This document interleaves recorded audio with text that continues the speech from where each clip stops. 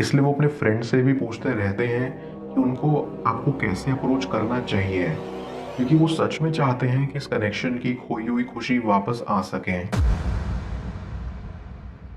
Viewer, आप अपने person को विजुलाइज करिए और मैं आपके और आपके पर्सन के लिए कार्ड स्प्रेड करता हूँ।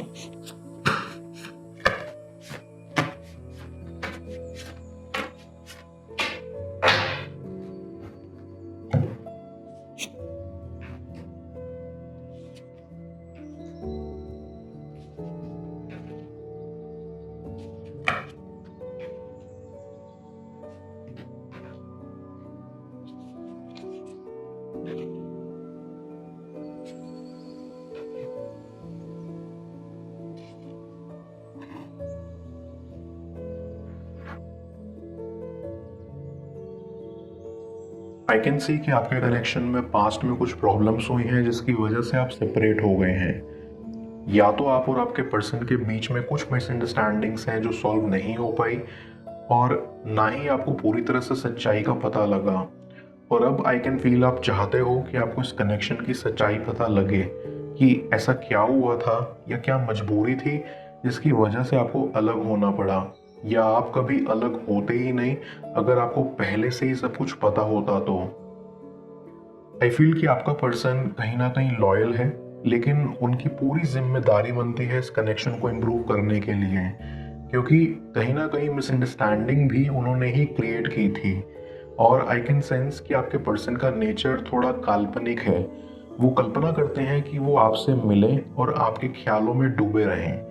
ये उनकी आम दिनचर्या में शामिल है, और अपने अंदर वो जानते हैं कि उनका दिल आपके पास है, और इसलिए वो कोशिश करते रहते हैं कि कौन सा ऐसा बेस्ट तरीका है जिससे आपको अप्रोच किया जाए।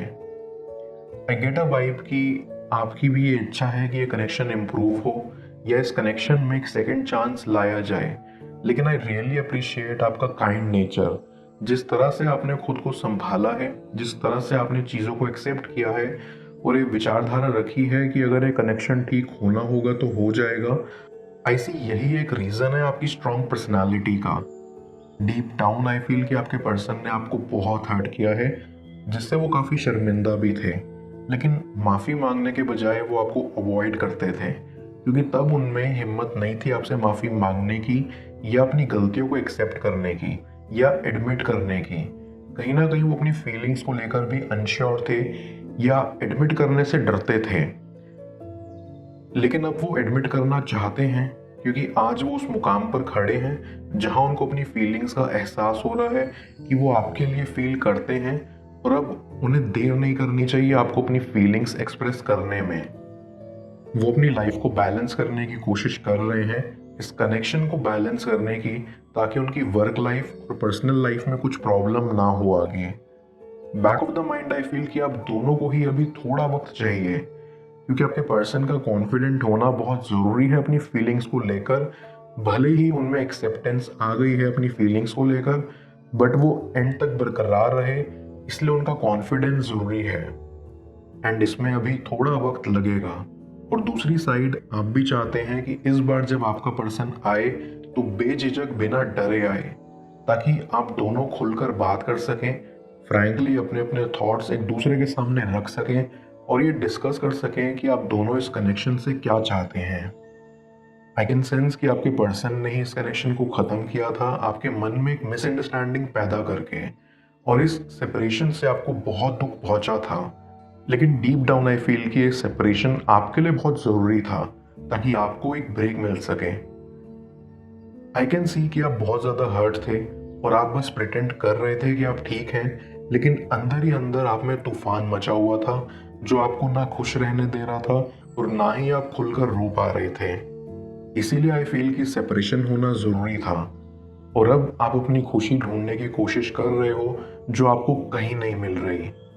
सेम आपके पर्सन के साथ है, बट कहीं ना कहीं आप दोनों ये भी जानते हो कि ये खुशी इसलिए गायब है क्योंकि आप दोनों ही पूरी तरह से इस कनेक्शन से मूव ऑन नहीं कर पाए।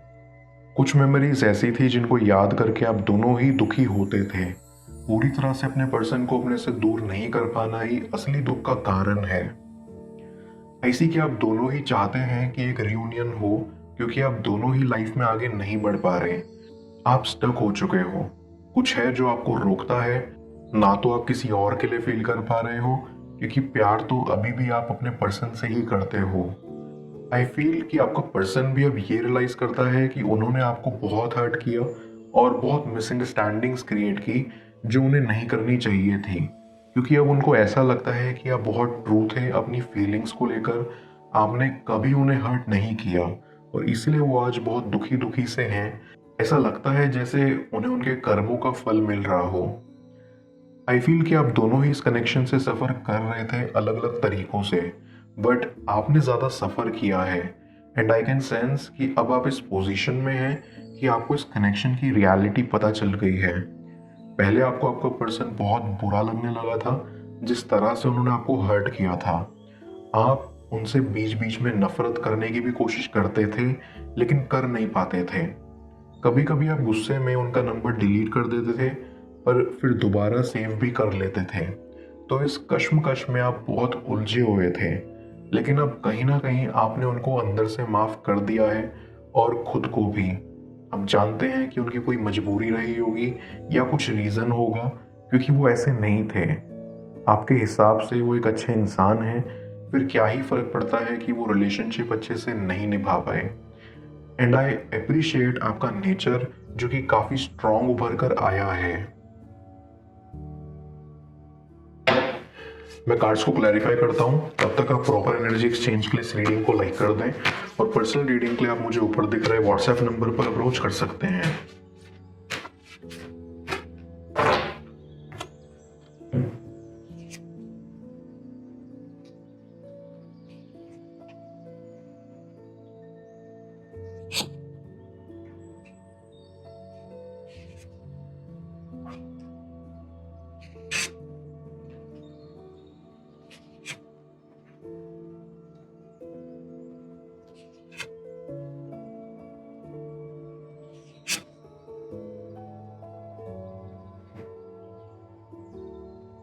आई गेट अ वाइब कि आपके पर्सन को रियलाइज हो रहा है कि वो आपके साथ राइट बिहेव नहीं कर रहे थे, क्योंकि आई फील कि किसी थर्ड पर्सन ने उनके साथ सेम बिहेव किया जैसे उन्होंने आपके साथ किया था, और इससे उनको रियलाइज हो रहा है कि वो कितने गलत थे। उन्होंने आपकी फीलिंग्स के साथ खेला और आपको बहुत दुख पहुंचाया, एंड अब जब उनको ये एहसास हो ही रहा है तो वो बहुत पछता रहे हैं और अंदर से कोशिश कर रहे हैं कि वो आने वाले टाइम में खुलकर अपनी माफ़ी आपके सामने रख पाएं। आई फील कि अभी आप दोनों अपने करियर में बहुत अच्छा कर रहे हैं और अपना पूरा फोकस उसी पर रख रहे हैं। आप दोनों कहीं ना कहीं अपने काम को लेकर काफ़ी आगे बढ़े हैं और खुद पर काफ़ी प्राउड भी फील करते हैं।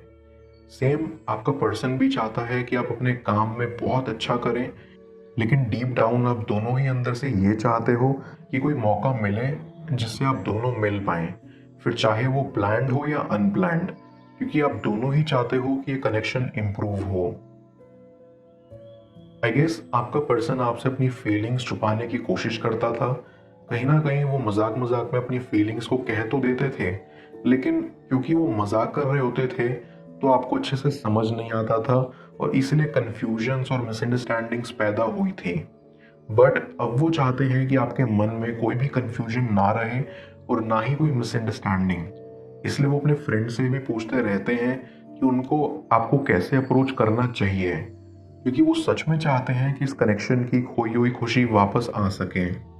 आई गेट अ वाइब कि अब आपका पर्सन अपने आप को एक बेटर पर्सन बनाने की कोशिश कर रहा है, क्योंकि वो नहीं चाहते हैं कि आप उन्हें रिजेक्ट करें। उन्हें रिजेक्शन से डर लगता है, इसलिए नहीं कि उन्हें रिजेक्शन से शर्मिंदगी महसूस होगी, बल्कि इसलिए कि कहीं वो आपको खो ना दें या आप किसी और के ना हो जाओ। क्योंकि अब वो सच में चाहते हैं आपको अपना बनाना, तो वो इसी सपने को सच करने की कोशिश में जुड़े हुए हैं।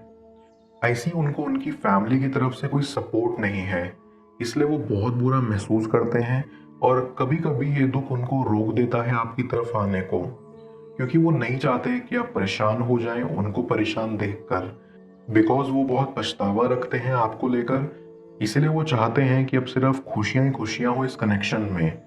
एंड आई बिलीव कि एक बार उन्होंने अपने स्ट्रगल को ओवरकम कर लिया और पूरी प्लानिंग कर ली आपको अप्रोच करने की, फिर तो वो जरूर आएंगे।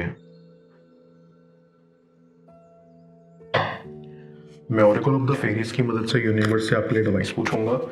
देखते हैं यूनिवर्स आज आपको क्या एडवाइस करना चाह रहा है।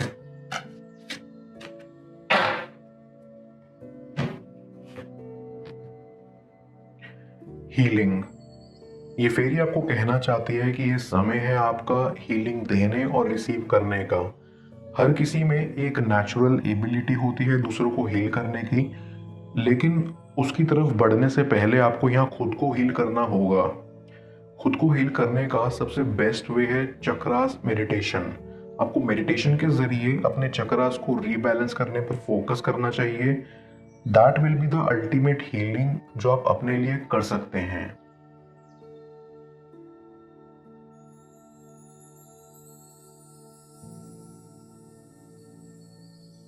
क्या है उनके रहस्य जो आपको मूव ऑन करने से रोकते हैं? जाने स्क्रीन पर शो हो रही इस अगली टैरो रीडिंग में। पेड पर्सनल रीडिंग के लिए आप मुझे ऊपर दिख रहे व्हाट्सएप नंबर पर अप्रोच कर सकते हैं। मैं मिलता हूं आपसे दोबारा अगली टैरो रीडिंग में। Till then, bless you.